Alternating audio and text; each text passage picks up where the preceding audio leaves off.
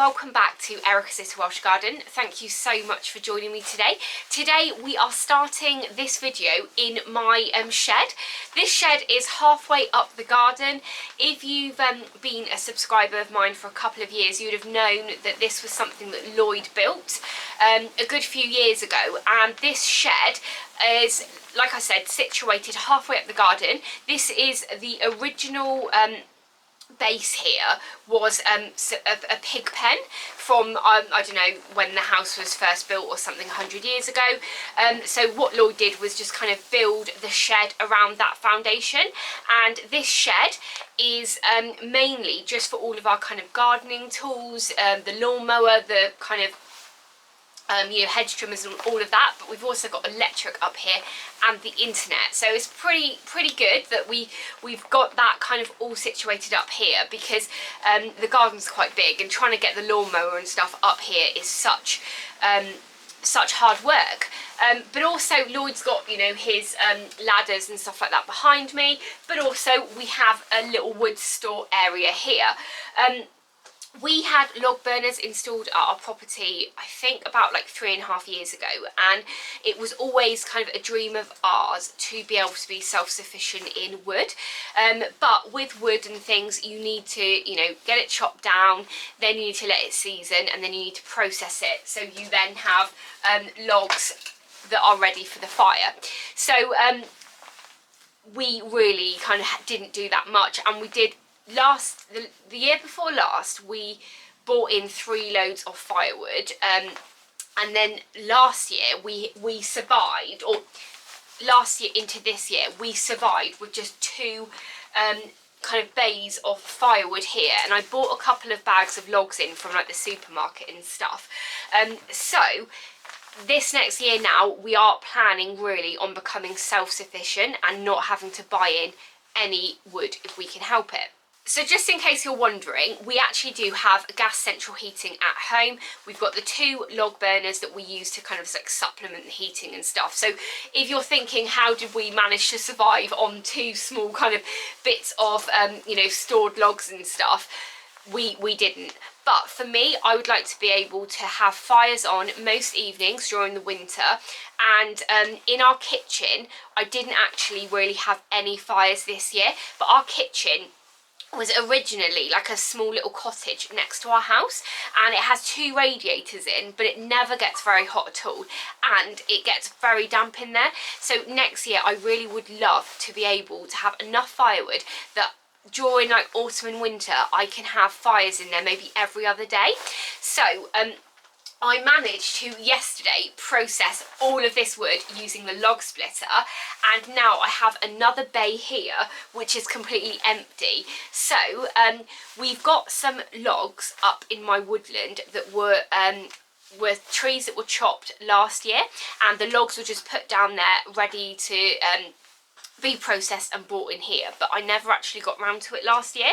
So today we're going to go up into the woodland and bring some of those logs down, get them split, and I'm really hoping to show you a really nice you know, full bay today. At home as well, down in the house, we have a workshop which is a perfect place to store logs as well. And in the kitchen next to our log burner we have a really kind of tall little alcove that will probably fit this much wood in as well. So over the next year I am hoping that I can maybe have 10 times the amount of wood processed. So the log pile that I'm going to be working on today is here behind me. I don't know if I just said that I thought these were cut last year, but they weren't. They were cut the year before in 2019. We had an oak tree that was dead. I think it was an oak tree, but it was like dead, and had already dropped a really big branch. So a friend of ours came in, chopped them up into manageable pieces for us. We have 1 pile here, and then we had 1 pile further down the garden. The pile further down the garden got processed last year, and that's what we used to burn this autumn, and we've got a little bit of it left now. And then this pile here did have a tarp over it, which I don't know if you can see has like gone over the back, but this was then left here all of last year, kind of seasoning, and now this is what I'll be using to to process today. And actually I only probably took about 10 really big logs yesterday, which made that big store that I did yesterday. So hopefully this will, you know, do us quite a lot of fires next year. But also, just in case you're kind of wondering, I do want to become self-sufficient in firewood here, but we have a woodland garden that has a lot of trees that are quite dangerous. We have an oak tree that is actually fallen down now, and we took a big branch off that last year, and probably some of this is that big branch. So there are a lot of trees in my woodland that aren't very safe, but I'm not actually kind of like taking the roots out or anything like that. They're being chopped, and they are allowed to regrow if they want, and then hopefully some of these big trees will grow back really nicely, but also will provide us with firewood year after year then, and we can coppice them, and it will, you know, do really nicely. So you'll see behind me I have a wheelbarrow, and yesterday I filled up that wheelbarrow with logs ready to take down to the wood store area, and I realised that it had a flat tyre, and I don't know where there's like a pump for it. We've also got a trolley, but that's really big, and if you overfill that it goes crazy, so I'm not even going to be doing that today. What I'm going to be doing is really inefficient. I'm going to be taking logs down one by one, ready to process. Another thing as well is this wood is frozen solid, so I've got a tool. I'm not sure what this tool is called, but we call it a pallet smasher, and I'll be using this now to hopefully get some of these logs apart.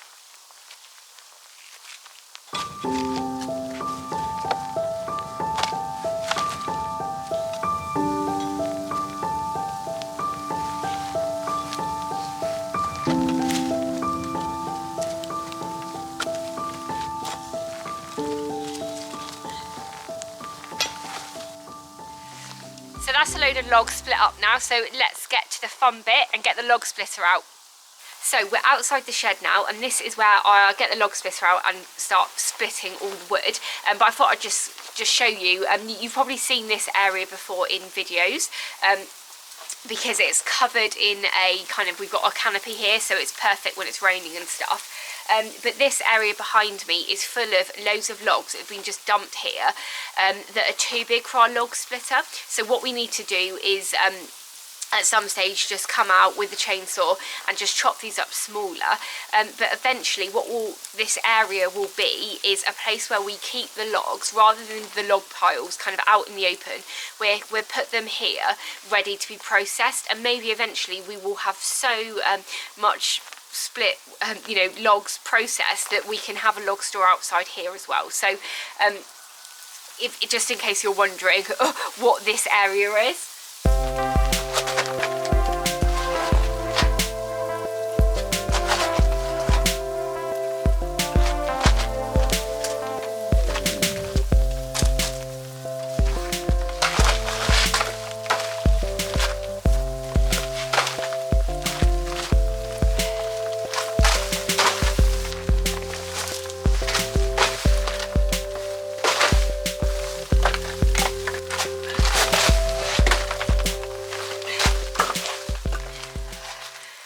So it's totally not efficient me bringing these logs down one by one, but I can tell you, I don't know if you've noticed in the background, it's snowing at the moment. It's absolutely freezing. The ground is solid, and this is a perfect time to be doing it because I'm getting really hot and having a really good workout. But what I generally do is get a big pile of about this, and then I'll have a little rest while using the log splitter, get these logs put away in the store, and then I'll repeat it again. So let's get to the exciting bit. So this is our log splitter that we've got. It's an electric one. It's absolutely amazing. I don't know the stats on it, but what I do know is you can put massive logs in here and it splits them. So definitely, if you do want to become self-sufficient in wood, then you do need to get something like this. I absolutely love it. Because I don't know the stats about this, or even the make and model of it, what I'll do is I'll put a link below in the description. But if any of you are kind of more interested in knowing more facts about this one, I can do that at a later stage or something. Yeah, it's just absolutely amazing. It's so fun using this. So if you haven't used a log splitter before, honestly, you have to try it. By the way, I really hope you're enjoying this video because I find this task really fun, and it's something that I have wanted to share with you for ages, but I've never really got around to it. But honestly, there's something so fun about preparing your firewood. I don't know why.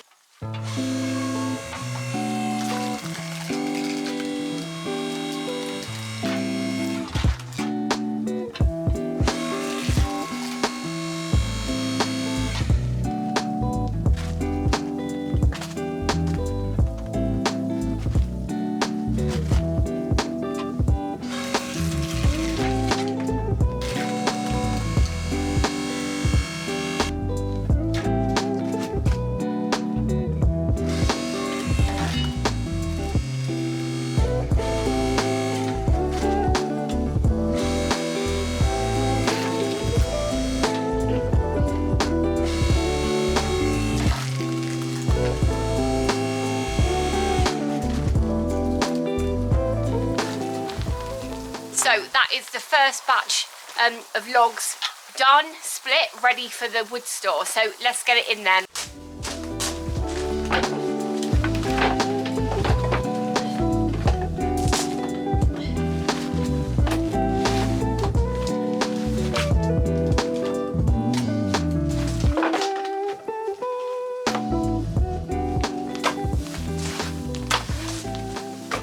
I'm pretty impressed with how much I've managed to do in, I don't know, about an hour or so. I've had a cup of tea sent up from the house, which is really nice, and my son Stanley has joined me. I said to him yesterday, if he's on about like earning money and stuff, and he wants to buy things that I wouldn't necessarily want him to buy, or I would want to, you know, buy for him. So yeah, he's got into this whole like wanting to earn some money. So I told him yesterday if he helped me with this and going and collecting logs, I would pay him 20p a log, and I think he did 5 yesterday, and they are quite heavy, but he learned that he could like roll them down the hill a bit. So he's just come up now with a cup of tea, and he's brought the wheelbarrow down with 1 log in. So I think even though it's got a flat tyre, he has realised if he only puts 1 log in, he can do it quite easily. So yeah, he's gone up there to help me, which is pretty good. I just want to say as well, this isn't like a safety how to do logs or anything like that. This is just the way I do it. I've got safety glasses on, and I try not to kind of look at the log as it's splitting, but you probably should have a full face visor, safety helmet and everything like that, and even ear defenders possibly. So please don't copy the way I'm doing it or anything. And just in case you're interested as well, with the logs, what I try and do is if I've got a big log, I will split that log in half, keep half of the log, and then I will split half of it into like half again, and then 1 into half again, just so I've got a mixture of different sized logs. So the smaller ones are really good for starting off the fire, and then you can add the bigger ones later. So when I put them on, they're all mixed together, so as I take like a basket down, I've got a nice mix of logs. But our log burner in the kitchen actually much prefers the thinner wood, and quite a little bit longer because it's an actual stove. So I'm trying to bear that in mind as I chop them. But I'm so impressed. Look how much I've got already just from, you know, an hour. So quickly drink this and then get on with the next lot.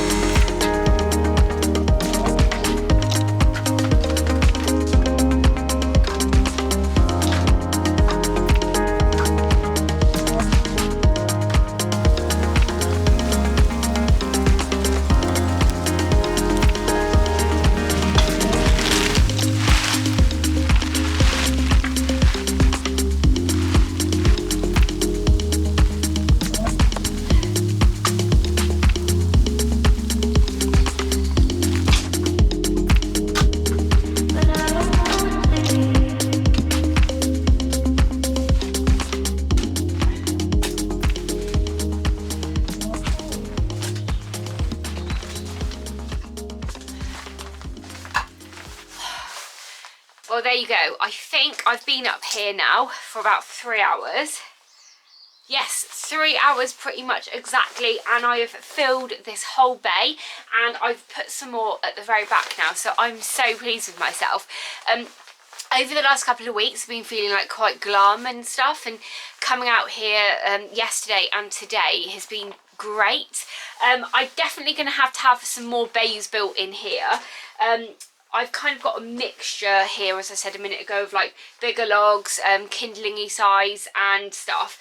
But I think I'm going to have to maybe think about building like one bay that is just kindling and then one bay that is bigger logs, because with our log burner in the living room, towards the end of the night when it's got really hot, you chuck a couple of logs on there. So if I've got an area just dedicated to those logs and an area for kindling, I think it would be much easier when I'm kind of getting prepared in the house for the wood. Stan, bless him, he's helped me so much today. He's saving up for some smartwatch or something, I think, and he's bought loads of wood down for me, so I've still got a little bit more that I can process now, but I'm not going to put any more here. In the kitchen next to the log burner, I've got like a really nice area I can put them in. So I think what I'm going to do now is get the rest of that wood processed, and then as I go down to the house I'll take little I've got like a basket and one that goes over the shoulder, so I can take that down little by little, because it does actually, it's quite far and it does really tire you out quickly. But I'm going to leave the video here. I really hope you have enjoyed watching my video today. If this is one of the first time you're watching my videos, please do hit that subscribe button and ring the bell to be notified of all of my latest videos. I have enjoyed making this video today, so if you're interested in more kind of like my home style videos rather than my like gardening and allotment ones, please let me know. And as ever, YouTube have some videos up now on the screen that they think you'll like, so please go ahead and watch those, and I will catch up with you in the next episode. Bye!